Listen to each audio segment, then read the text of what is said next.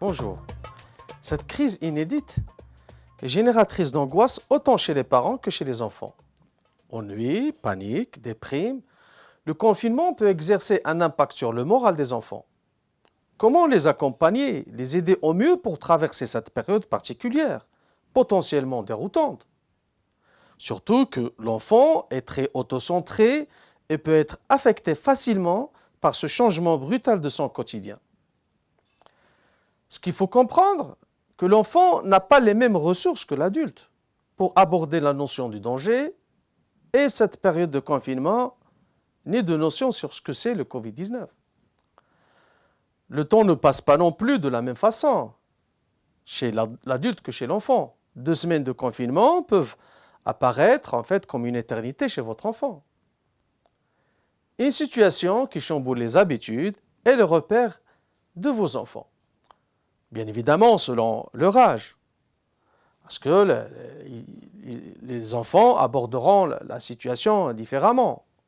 Si les nourrissons sont moins affectés par la situation, les tout petits et les plus grands peuvent souffrir de cet horizon brusquement réduit. Dans tous les cas, les parents doivent rester attentifs, vigilants, attentifs à l'impact que peut avoir le confinement sur les enfants. De toute façon, c'est visible, il y a des symptômes qui ne trompent pas, comme la peur d'être seul, les cauchemars, une modification de son appétit, une augmentation des crises de colère, jusqu'à même une régression, c'est-à-dire vous allez avoir votre enfant parler comme un bébé, à tel point même il peut réclamer de nouveau le biberon. Sinon, vous allez voir que votre enfant est inquiet, n'endort plus, ou vous semble particulièrement angoissé en cette période de confinement.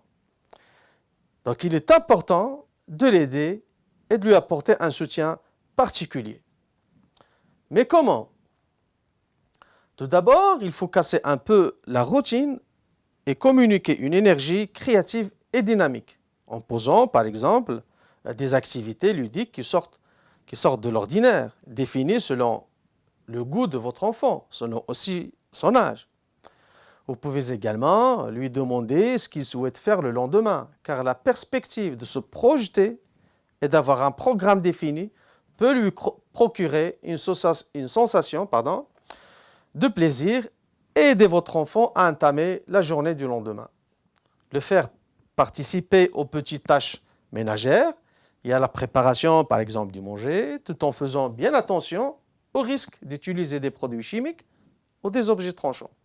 Pourquoi? Parce que 90% des accidents chez les enfants sont généralement des accidents à domicile. Donc il faut être vigilant.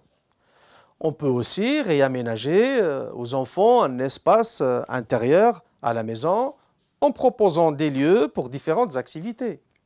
Même s'ils ne sont pas grands, mais bon, il faut délimiter et instaurer un cadre souple tout en fixant des repères. C'est très important. Pourquoi? Parce qu'un enfant qui n'a pas de repères, c'est un enfant qui n'a pas de limite.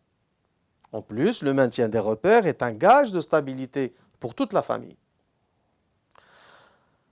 Encouragez vos enfants et donnez une importance à leur réalisation, surtout quand ils vous montrent leur créativité, plutôt que de mettre l'accent sur ce que vos enfants ne savent pas faire. Valorisez davantage ce qu'ils vous montrent de lui et ce qu'ils sont. Ici, en fait, je ne parle pas forcément des devoirs. Pourquoi? Parce qu'un enfant peut décider de ne pas faire ses devoirs, mais avec beaucoup d'humour.